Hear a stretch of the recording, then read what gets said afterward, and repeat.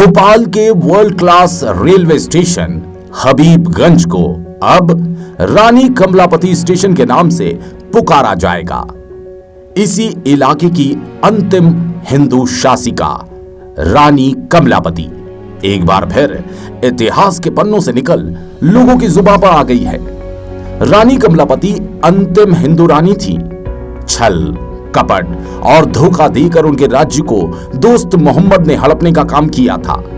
रानी ने जब देखा कि विजय संभव नहीं है तो उन्होंने जल जोहर किया।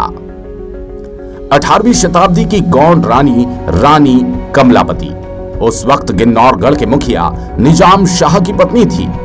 उनकी 7 पत्नियों में से एक बेहद खूबसूरत और बहादुर रानी। निजाम शाह को कमलापति सबसे ज्यादा प्रिय थी। उस दौरान बाड़ी पर निजाम शाह के भतीजे आलम शाह का शासन था। आलम की नजर निजाम शाह की दौलत और संपत्ति पर थी। कमलापति की खूबसूरती से प्रभावित होकर उसने रानी से प्रेम का इजहार भी किया था, लेकिन रानी ने उसे ठुकरा दिया। अपने चाचा निजाम शाह की हत्या के लिए भतीजे आलम शाह लगातार षड्यंत्र रचता रहा। एक बार मौका पाकर राजा के खाने में जहर मिलाकर उसकी हत्या कर दी, जिसके बाद रानी और उनके बेटे नवल शाह की जान पर आ बनी। कमलापति अपने बेटे नवल शाह को गिन्नौरगढ़ से भोपाल स्थित रानी कमलापति महल ले आई। रानी कमलापति अपने पति की मौत का बदला लेना चाहती थी, लेकिन दिक्कत यह थी कि उनके पास न तो फौज थी और न ही मालो दौलत। इतिहासकारों के अनुसार रानी कमलापति ने दोस्त मोहम्मद खान से मदद मांगी। वो मदद को तैयार तो हो गया, लेकिन इसके एवज में उसने रानी से 1 लाख रुपए की मांग कर दी। रानी कमलापति को बदला लेना था, सो पैसे न रहते हुए भी उन्होंने हामी भर दी। दोस्त मोहम्मद खान कभी मुगल सेना का हिस्सा हुआ करता था। लूटी हुई संपत्तियों के हिसाब में गड़बड़ी के बाद उसे सेना से निकाल दिया गया था। फिर उसने भोपाल के पास जगदीशपुर में अपनी सत्ता स्थापित कर ली थी। कमलापति के साथ दोस्त मोहम्मद ने निजाम शाह के भतीजे बाड़ी के राजा आलम शाह पर हमला कर उसकी हत्या कर दी और इस तरह कमलापति ने अपने पति की हत्या का बदला ले लिया। हालांकि करार के मुताबिक रानी के पास दोस्त मोहम्मद को देने के लिए 1 लाख रुपए नहीं थे। उस वक्त 1 लाख रुपए बहुत बड़ी रकम थी, लिहाजा रानी ने भोपाल का एक हिस्सा उसे दे दिया। लेकिन रानी कमलापति के बेटे नवल शाह को यह रास नहीं आया। ऐसे में नवल शाह और दोस्त मोहम्मद के बीच लड़ाई हो गई।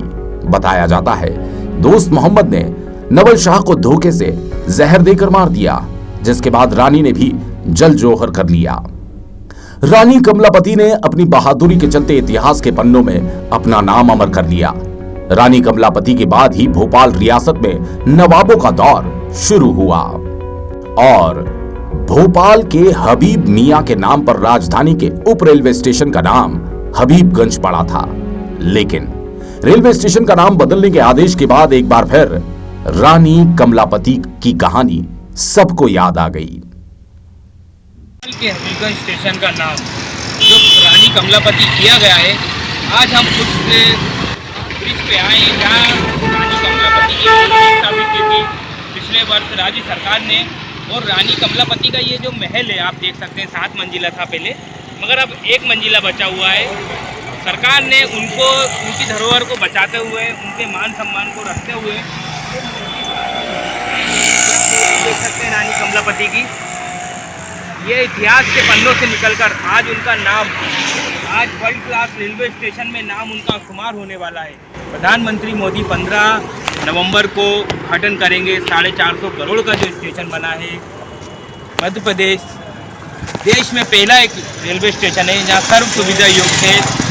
आज हम पहुँचे हैं रानी कमलापति के महल के अंदर, जहाँ उनकी पूरे जीवन चित्रण की एक प्रदर्शनी बनी हुई है। इस महल में बताया गया है कि उनके जो गोंड किले के अवशेष जो बचे हुए हैं और उसका पूरा इतिहास इस गोंड किले में बताया गया है कि उनका महल कितना बड़ा था और वो कहाँ उनका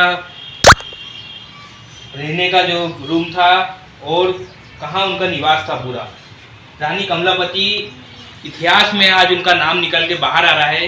हबीबगंज स्टेशन का जो लोकार्पण होगा माननीय प्रधानमंत्री के द्वारा, उसका जो नाम जो रखा जा रहा है रानी कमलापति स्टेशन के नाम से, रानी कमलापति भोपाल से जुड़ी हुई थी। उनका पूरा जीवन ही यहाँ भोपाल में समर्पित हुआ था। ऐसी रानी जो लास्ट भोपाल में अंतिम रानी थी, उनके नाम का महल है और आज उनके नाम का स्टेशन भी बनाया जा रहा है। सभी भोपाल वासियों को हृदय से शुभकामनाएं, बधाई। रानी कमलापति ने अपनी बहादुरी के चलते इतिहास के पन्नों में अपना नाम अमर कर लिया। रानी कमलापति के बाद ही भोपाल सियासत में नवाबों का दौर शुरू हुआ और भोपाल के हबीब मियाँ के नाम पर राजधानी के उप रेलवे स्टेशन का नाम हबीबगंज पड़ा था। लेकिन रेलवे स्टेशन का नाम बदलने के आदेश के बाद एक बार फिर रानी कमलापति की कहानी सबको याद आ गई है। भोपाल से धर्मेंद्र साहू की रिपोर्ट। राष्ट्रीय college of professional studies Madhya Pradesh शासन द्वारा मान्यता प्राप्त एवं बरकतुल्लाह विश्वविद्यालय से संबंधित मध्य प्रदेश शासन द्वारा स्वीकृत समस्त छात्रवृत्ति की सुविधा उपलब्ध। विभिन्न स्नातक विषयों के लिए आप ले सकते हैं प्रवेश, स्नातकोत्तर के लिए भी ले सकते हैं प्रवेश। राष्ट्रीय कॉलेज ऑफ प्रोफेशनल स्टडीज उज्जवल भविष्य के लिए पहुंचे टॉकीज तिराहा बजरंग कॉलोनी बजरंग मंदिर के पास आस्था जिला सीहोर।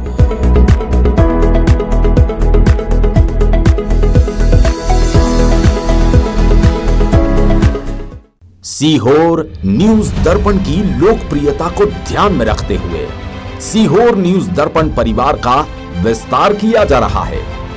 अब सीहोर न्यूज दर्पण केवल जिले तक सीमित ना होकर संपूर्ण मध्य प्रदेश में प्रसारित किया जाएगा।